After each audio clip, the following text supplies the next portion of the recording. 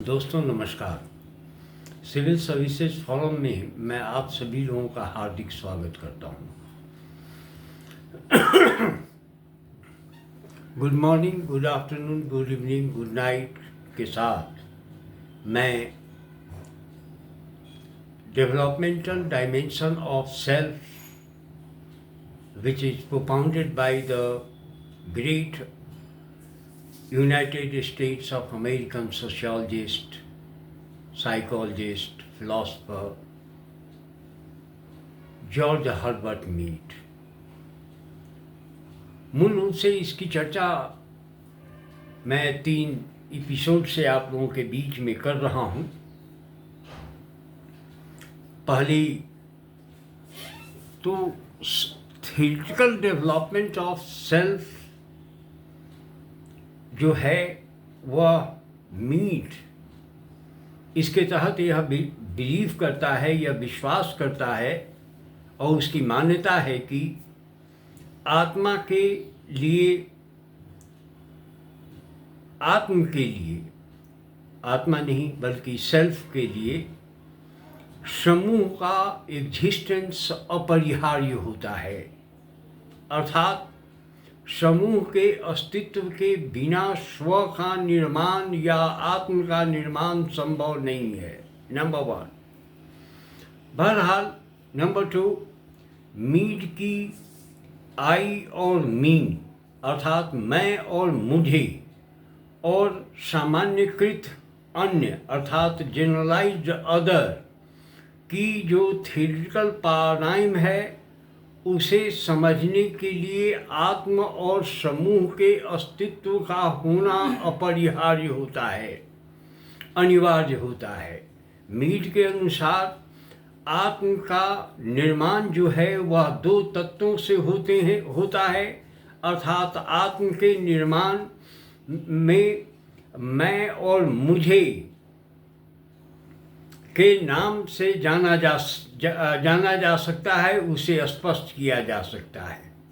मैं और मुझे कोई वस्तु नहीं है बल्कि वे आत्म के निर्माण की प्रक्रिया की सबसे महत्वपूर्ण कड़ी है और इकाई है। मुझे आत्म का वह भाग है अर्थात मी आत्म का वह भाग है जिसके संदर्भ में कर्ता जागरूक होता है, संवेदनशील होता है, संचेतनशील होता है। यह अन्य लोगों की सामूहिक मनोवृत्तियों को आत्मसात करता है, आंतरिकृत करता है और यह अनुरूपता एवं सामाजिक व्यवहार या सामाजिक नियंत्रण की शक्ति का प्रतिनिधित्व करता है, अर्थात यह सोशल कंट्रोल का एक डोमिनेंट फोर्स के रूप में कार्य करता है। आई अर्थात आत्म का वह भाग है जिसके सिलसिले में कर्ता कभी भी संचेतनशील और संवेदनशील नहीं होता है। हम उसके कर्ता इसके कर्ता इस संदर्भ में तभी संचेतनशील और संवेदनशील होते हैं जब कार्य संपन्न हो जाता है। आत्म का जन्म मैं और मुझे के बीच अंतःक्रिया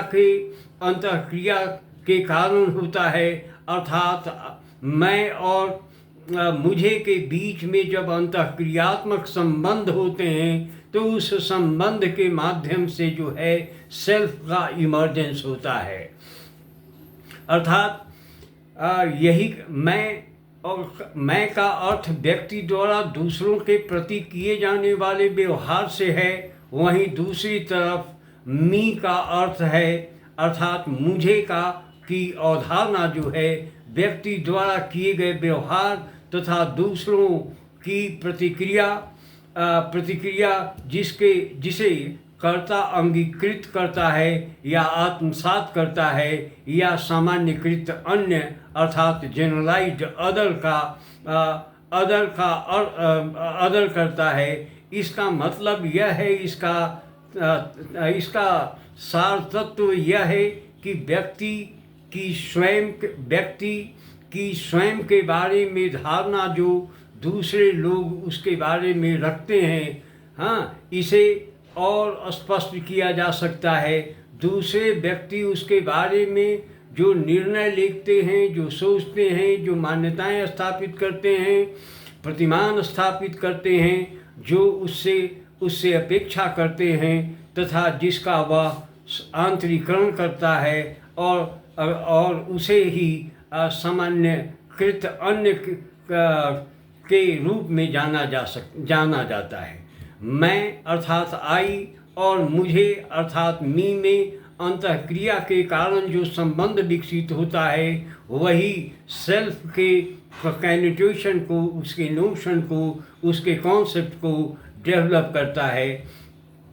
ये उसका मुख्य बिंदु है। वही आत्म के विकास का सबसे प्रमुख कारण है। प्रारंभिक चरण में मीड ने इन दोनों अवधारणाओं को एक दूसरे से अलग बताया, लेकिन परिवार तथा समाज के संपर्क के कारण उनमें समानता स्थापित होने लगती है और वे एक ही सिक्के के दो पहलू के रूप में कार्य करने लगते हैं। मीड की स्पष्ट मान्यता है कि आत्म की अवधारणा व उसके कॉन्नोटेशन की धारा जो है विचार की चेतना मानव बनने की प्रक्रिया का एक आवश्यक अंग है।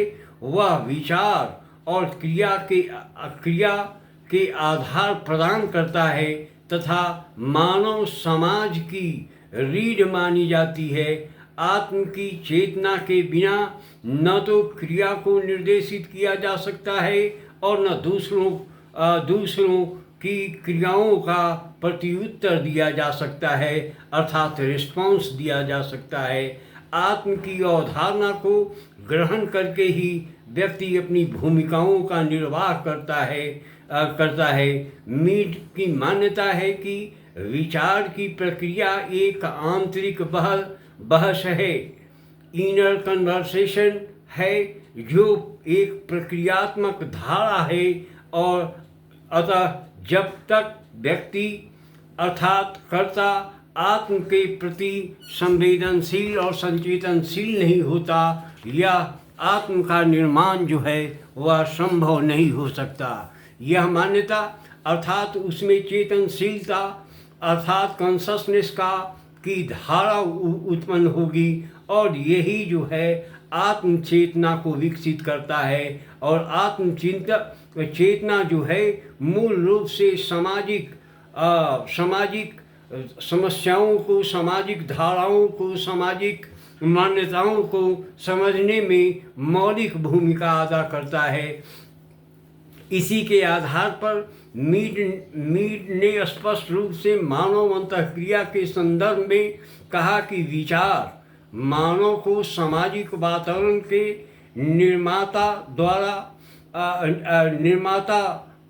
निर्माण करता है और ये निर्मित जो इकाइयाँ होती हैं, व्यक्ति स्वयं ही अपनी क्रिया को प्रारंभ व निर्देशित करता है और सामान्यकृत अन्य के रूप में वह अन्य व्यक्तियों की मनोवृत्तियों व अपेक्षाओं से प्रभावित होता है।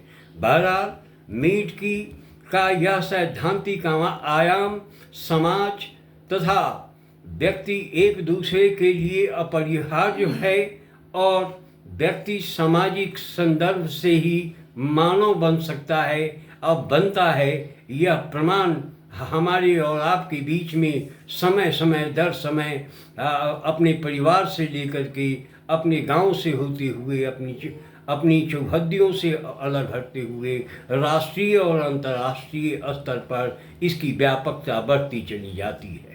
इस सिलसिले में वह आत्म की चेतना का विकास जो होता है वह विचार अति अपरिहार्य होते हैं और साथ ही विकास एवं क्रिया के लिए आवश्यक मानता है उसे प्रतीकात्मक संचार के रूप में, अर्थात सिंबॉलिक कम्युनिकेशन के बिना यह सहकारी प्रक्रिया संभव नहीं हो सकती है। मानव प्रतीकों की दुनिया में रहता है जो जीवन के अर्थ को प्रदान करता है तथा मानव अंतःक्रिया का आधार बनता है।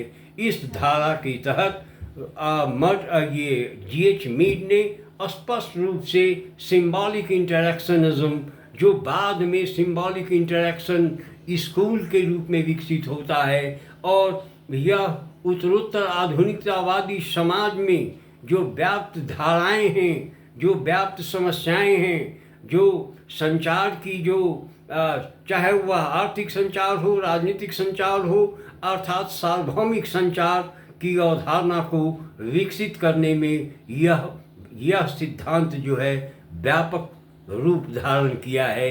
यह एक मान्यता जो मॉरिस गिन्सबर्ग के द्वारा सोशल इंटरैक्शन रूपी कैनोटेशन को समाजशास्त्र की परिभाषा का मूल बिंदु बना करके अध्ययन किया, उसी अध्ययन की प्रक्रिया को जो है मूल रूप से यह जीएच मीड ने आगे बढ़ाया है। और सिंबॉलिक इंटरैक्शनिज्म अर्थात सांकेतिक अंतःक्रियावाद की धारा में सेल्फ अर्थात आई और मी की धारा की व्याख्या जो है अपरिहार्य हो जाता है।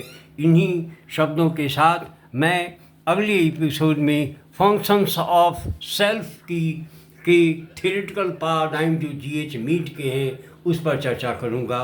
Thank you very much. Good morning, good afternoon, good evening, good night के साथ आप सिविल सर्विसेज फोरम को सब्सक्राइब करते रहिए, शेयर करते रहिए, लाइक करते रहिए। Thank you very much.